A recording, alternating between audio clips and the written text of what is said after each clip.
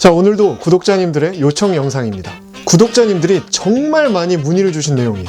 신현동님, 남자 시계 팁도 알려주세요. 나이별 시계, 의상에 어울리는 시계 등등. 잘 보고 있습니다. 흐흐. 이정민님, 혹시 차고 계시는 시계 어디 건지 알 수 있을까요? 네, 오늘은 연령대별, 가격대별 남자 시계 추천 영상입니다. 남자 시계를 추천드리는 김에 30만원대부터 1000만원까지 제가 가진 시계들도 한번 최초 공개해보려고 합니다.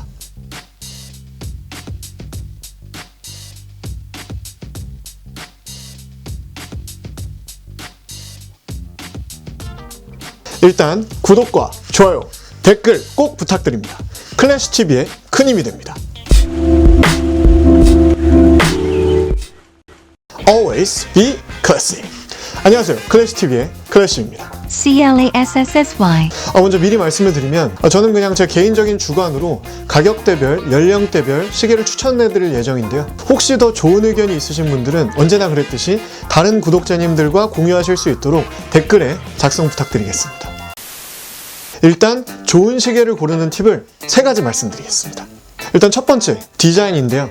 되게 당연한 얘기인데 일단 시계가 평소에 입는 복장과 어울려야 됩니다. 캐주얼을 자주 입으신다면 캐주얼하고 패셔너블한 시계를 차셔야 되겠죠. 저처럼 사복을 입을 때도 좀 포멀하게 입으시는 분들은 조금 포멀한 메탈이나 가죽 시계를 추천드립니다. 그리고 시계는 꼭 실제로 차보시는 걸 추천을 드립니다. 남자 시계는 보통 38mm에서 42mm 정도인데 시계의 크기가 너무 크거나 혹은 너무 작으면 막상 찼을 때 별로 안 어울릴 수가 있기 때문이죠. 그리고 두 번째 팁은 품질입니다. 개인적으로는 시계는 패션 브랜드의 시계보다는 시계 전문 브랜드의 시계를 추천드립니다.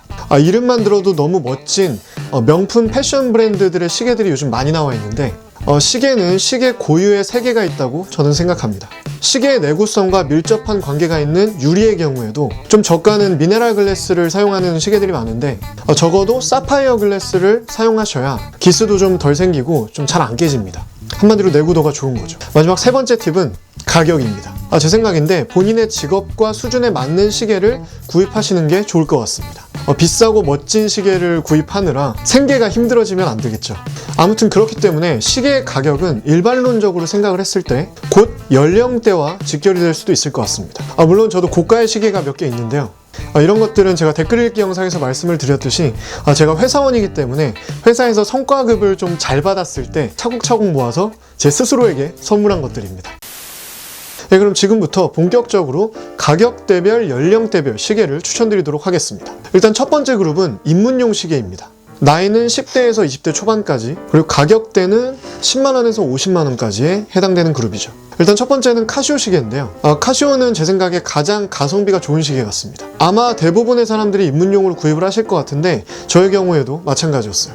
네, 다음은 세이코 시계인데요. 세이코는 쿼츠를 상용화시킨 시계로 굉장히 유명하죠. 그래서 세이코라는 브랜드 때문에 기존의 오토매틱 시계 시장이 굉장히 좀 혼란이 있었던 그 정도로 쿼츠로 유명한 시계 브랜드입니다. 근데 참 아이러니하게도 세이코에는 저렴한 오토매틱 시계가 굉장히 많아요. 그래서 가성비 좋은 입문용 오토매틱 시계를 세이코 것들을 추천드립니다. 제 동생 그원도 이런 식으로 세이코로 시계에 입문을 했었죠. 네, 다음은 스와치 시계입니다. 유명한 스와치 그룹의 그 스와치죠. 브레게, 오메가, 론진, 티소, 해밀턴 등이 포함된 시계 그룹입니다. 스와치는 특히 그 중에서도 패셔너블하면서 저렴한 스위스 시계인데요. 평소에 캐주얼을 좀 자주 입으시고 특히 원색이나 이런 좀 밝은 색을 좋아하시는 분들에게 추천드립니다. 네, 다음은 시티즌 시계입니다. 시티즌의 시계는 에코 드라이브라는 고유의 기술이 굉장히 유명합니다. 태양광이나 형광 등의 대부분의 빛들을 다이얼판으로 흡수해서 충전하는 방식입니다. 시티즌의 거의 모든 모델에 이 기능이 들어있어요. 저는 개인적으로 패션 브랜드의 시계는 별로 추천드리지 않는다고 말씀을 드렸었는데 제가 장교 출신이라고 했잖아요. 그래서 소위 때 첫 월급으로 산 시계가 CK의 32만원짜리 시계였습니다. 이게 바로 그 시계인데요.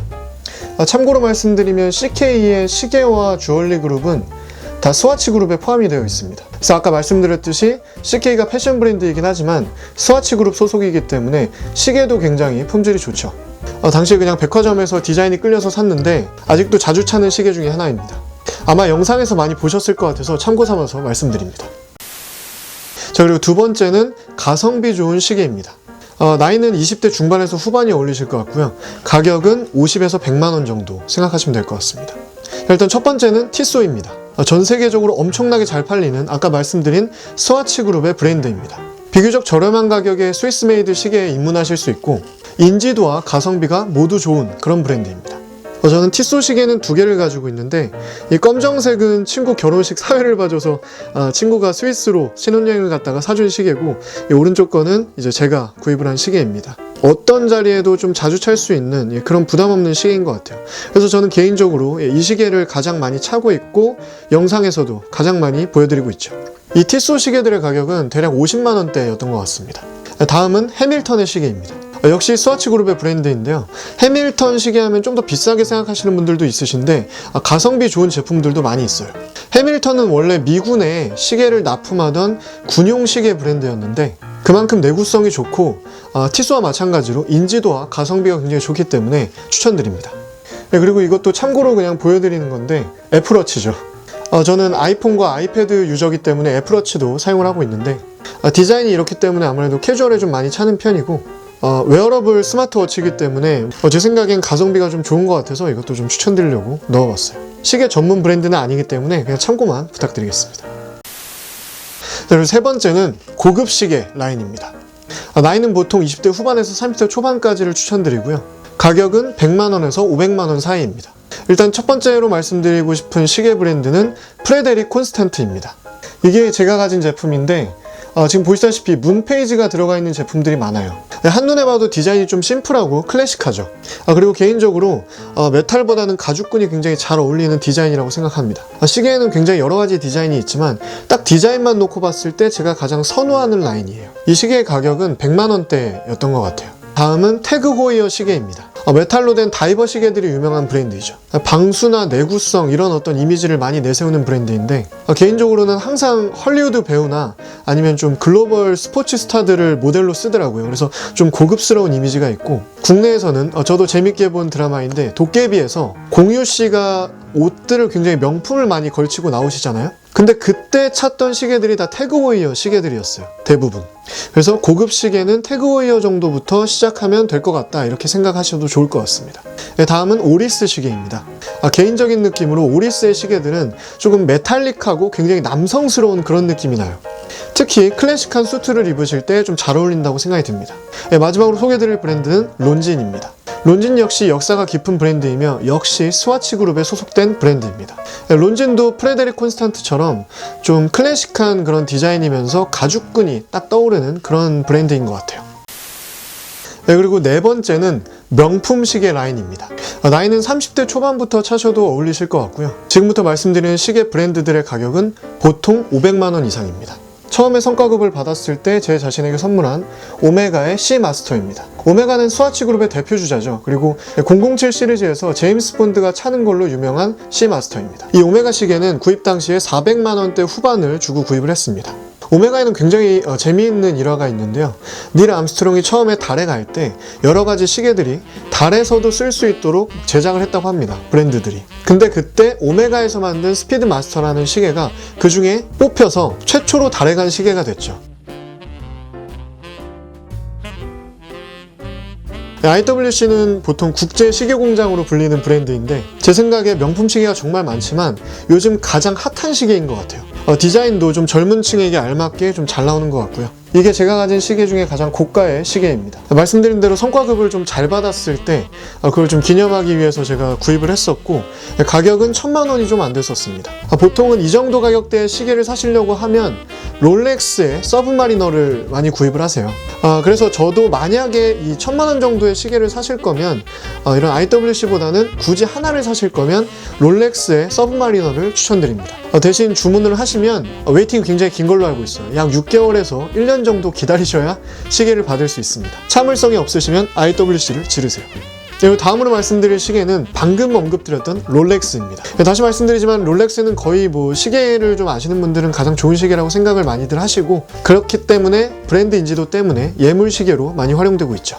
자, 마지막으로 추천드리고 싶은 명품 시계 라인은 브라이틀링입니다. 가장 유명한 모델은 네비타이머인데요. 보시면 굉장히 좀 마초적이고 이렇게 알도 굵고 크고 딱 봐도 뭔가 좀 파일럿이 쓸 것 같은 그런 이미지를 보이고 있습니다. 이 시계에도 가격이 약 1000만 원 정도 호가하는 걸로 알고 있습니다. 마지막으로 이건 그냥 참고사항으로 말씀드리는 건데 전 세계 최고의 시계 브랜드라고 하면 파텍 필립을 손꼽으실 것 같습니다. 뭐 기술이 됐든 역사가 됐든 이 시계의 모든 면에서 가장 뛰어난 브랜드라고 생각이 들어요. 개인적으로 뭐 가격은 보통 한 9천만 원대에서 몇십억 원을 호가하기 때문에 아직 저에게는 먼 나라 얘기인 것 같습니다. 우리 사랑하는 구독자님들은 하나씩 마련하시길 바라겠습니다. 예, 지금까지 연령대별, 가격대별 남자 시계를 추천드렸는데요. 예, 지금까지 말씀드린 내용들은 다 굉장히 주관적인 견해이기 때문에 저의 개인적인 생각입니다. 다른 분들의 생각은 다를 수도 있어요. 뭐 인터넷에 보니까 시계 계급도라는 것도 있던데 굉장히 다양한 시각으로 좋은 시계라는 개념을 정의할 수 있기 때문에 시계를 구입하실 때는 여러분들의 의견을 구하실 것을 추천드립니다. 영상이 도움이 되셨다면 구독과 좋아요 그리고 댓글 꼭 부탁드리고요. 구독을 하실 때는 알람을 켜주셔야 저희 영상을 올릴 때마다 바로바로 보실 수 있으세요. 예, 저가 시계부터 고가 시계까지 좀 다양한 시계들을 언급을 드렸었는데 어떤 시계를 차시든 자신감을 가지세요. 당신은 멋집니다. Always be classy.